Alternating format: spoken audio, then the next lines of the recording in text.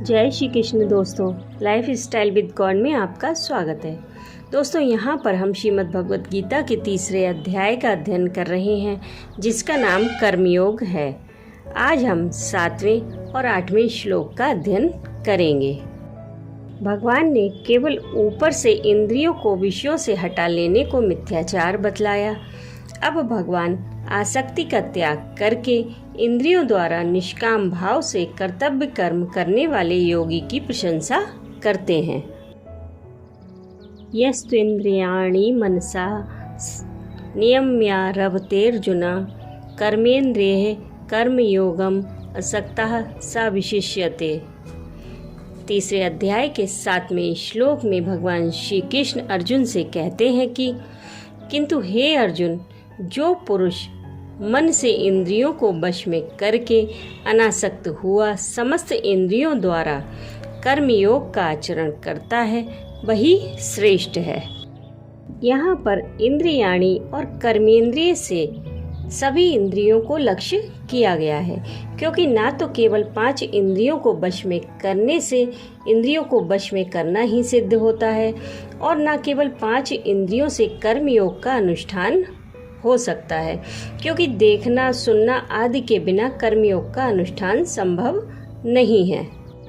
इसलिए यहाँ सभी इंद्रियों को वश में करने की बात कही गई है।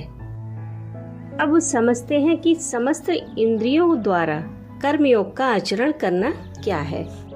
समस्त विहित कर्मों में और उनके फल रूप इस लोक और परलोक के समस्त भोगों में राग द्वेष का त्याग करके एवं सिद्धि असिद्धि में सम होकर वश में की हुई इंद्रियों के द्वारा शब्द आदि विषयों का ग्रहण करते हुए जो यज्ञ, दान, तप, अध्ययन, अध्यापन, प्रजापालन, लेन देन रूप व्यापार और सेवा एवं खाना पीना, सोना जागना, चलना फिरना, उठना बैठना आदि समस्त इंद्रियों के कर्म शास्त्र विधि के अनुसार करते रहना है, यही समस्त इंद्रियों से कर्मयोग का आचरण करना है।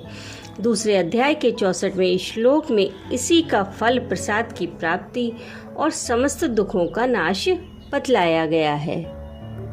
भगवान ने कर्मयोगी को मिथ्याचारी की अपेक्षा श्रेष्ठ बतलाया है।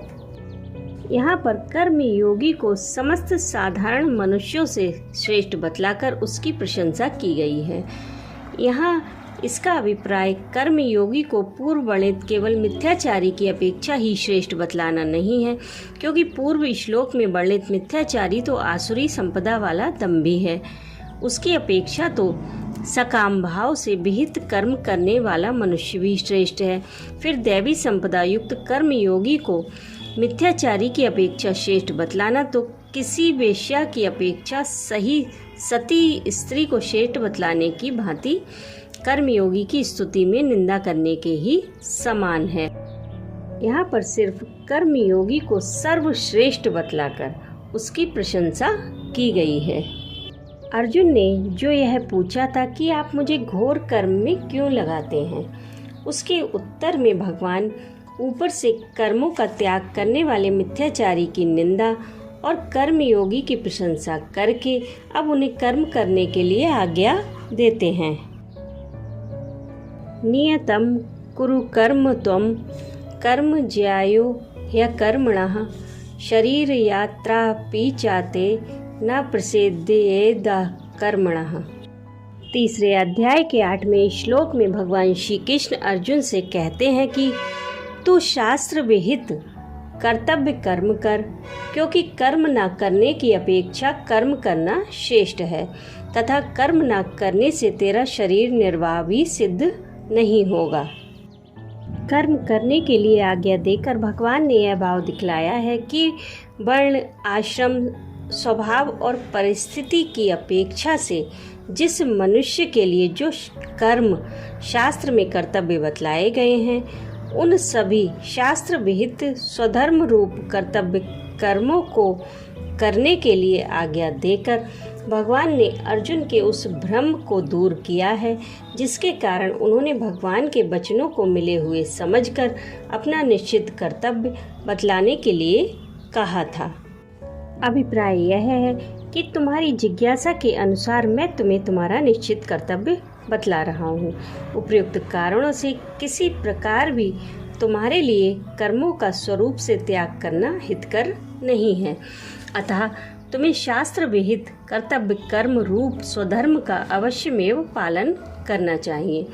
युद्ध करना तुम्हारा स्वधर्म है, इसलिए वह देखने में हिंसात्मक और क्रूरतापूर्ण होने पर भी वास्तव में तुम्हारे लिए घोर कर्म नहीं है, बल्कि निष्काम भाव से किए जाने पर वह कल्याण का हेतु है।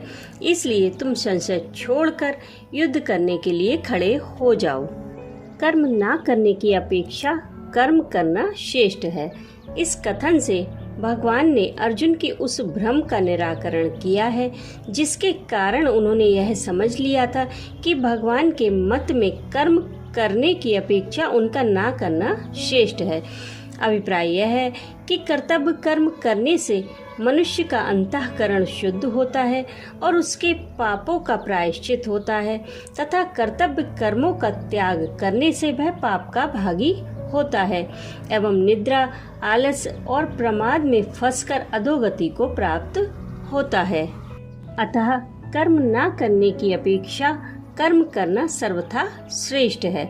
सकाम भाव से या प्रायश्चित रूप से भी कर्तव्य कर्मों का करना ना करने की अपेक्षा बहुत श्रेष्ठ है। फिर उनका निष्काम भाव से करना श्रेष्ठ है, इसमें तो कहना ही क्या है। कर्म ना करने से तेरा शरीर निर्वाह भी सिद्ध नहीं होगा। इस कथन से भगवान ने यह भाव दिखलाया है कि सर्वथा कर्मों का स्वरूप से त्याग करके तो मनुष्य जीवित भी नहीं रह सकता। शरीर निर्वाह के लिए उसे कुछ ना कुछ तो करना ही पड़ता है। ऐसी स्थिति में विहित कर्म का त्याग करने से मनुष्य का पतन होना स्वाभाविक है। इसलिए कर्म ना करने की अपेक्षा सब प्रकार से कर्म करना ही श्रेष्ठ है।